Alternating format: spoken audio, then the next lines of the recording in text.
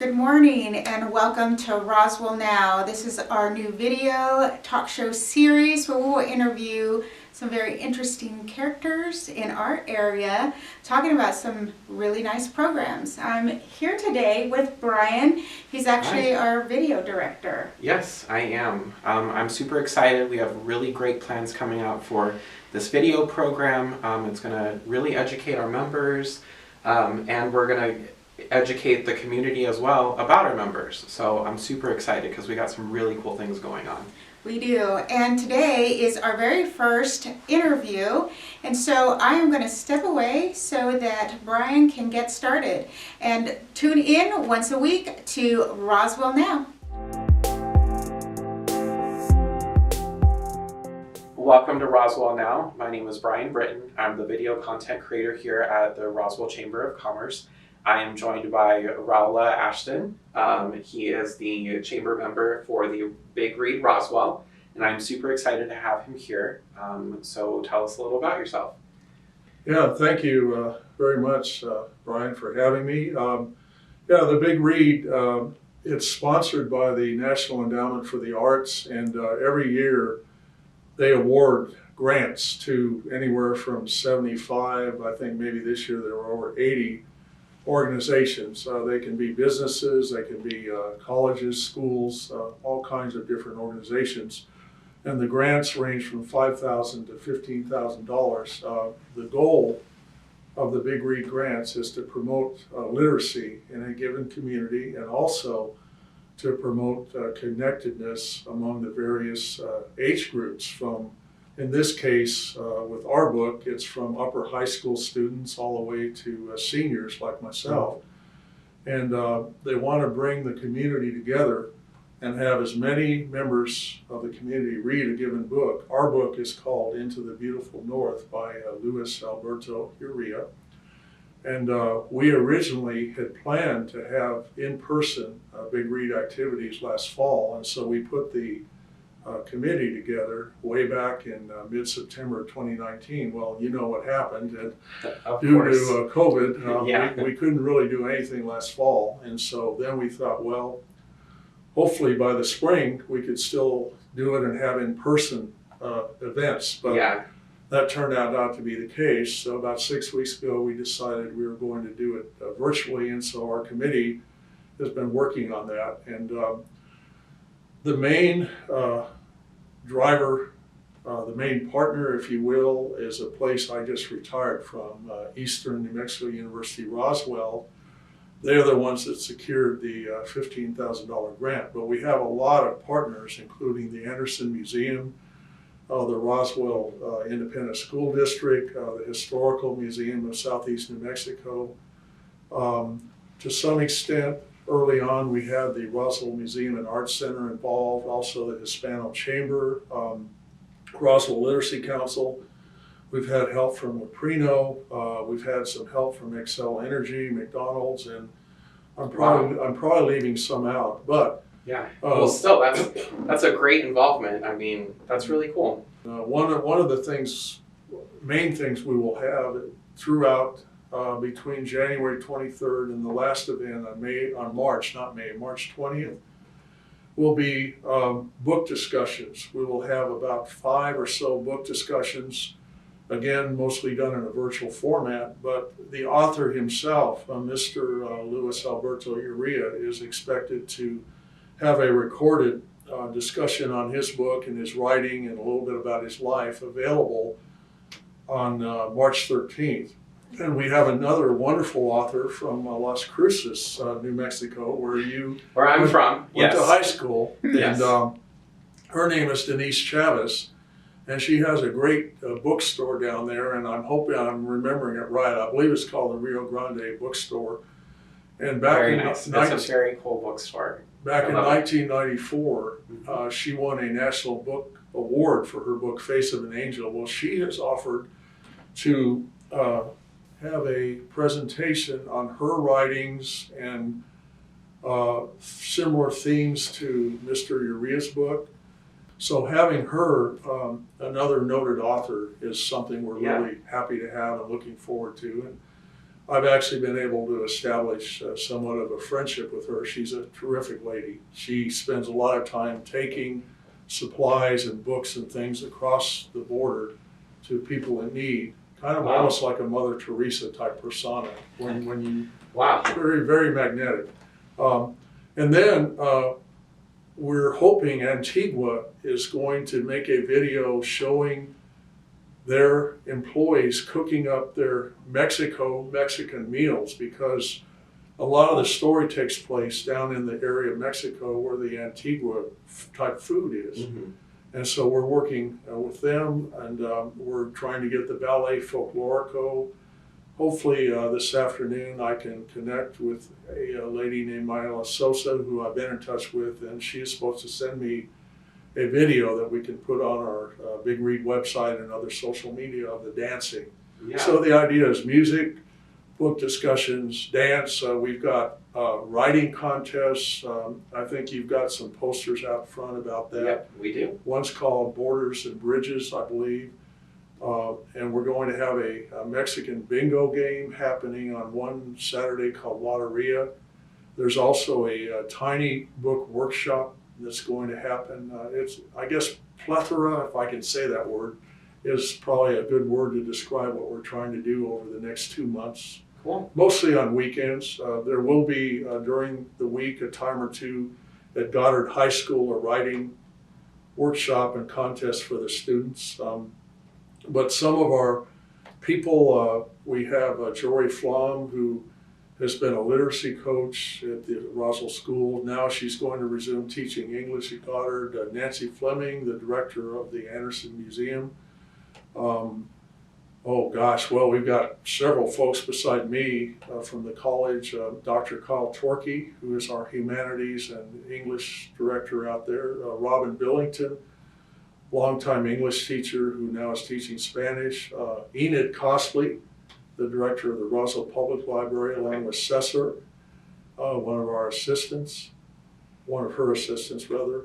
I'm probably leaving somebody out here. We did have a lady named Leslie Launer from the Sidney Gutierrez schools who unfortunately moved, but we appreciated her. She kind of got our Facebook page started. And again, I keep thinking I'm probably forgetting some. Oh, Dr. Doug Texter, who left Roswell and now works for the Johnson County Community College in Kansas, but Dr. Texter is still involved too. Cool. So and James Besso, who has the early college group. Okay. And hopefully I've named everybody. If I didn't, I apologize. It's Yeah. just So, throwing it's a it big off the team. top of Yeah. my head. But we've got 9 people involved. very cool. And we've been meeting on Monday evenings here for the past so many months. We had a period of time from probably about April till late in the summer where we didn't do much, you know. We were just kind of in a wait and see pattern to see if we're going to be able to do the in-person this fall. And Yeah. then we decided, well, at some point we better put the band back together Yes. and do it. So tell me a little bit about the book. So I know I've read it. It's a really great book. It's really cool. You know, I'm Hispanic. I'm a Hispanic American. I'm probably, I don't know, 3rd generation, somewhere around there. And to me, whenever I read it, just hearing a lot of the Spanish idioms in the book just made me chuckle. You know, there were just a couple of things that were in the book that I really liked. You know, so tell us a little bit about some of the themes, why you chose the book. Yes, so the author, Mr. Urrea, was born down south of the border to an American mother and a Mexican father.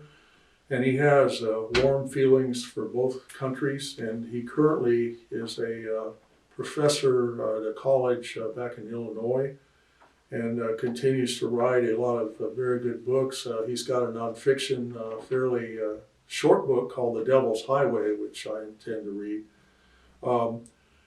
And some of the Into the Beautiful North, I believe, is autobiographical. The Aunt Irma in the book, I believe, was a real person who I believe was the author's aunt.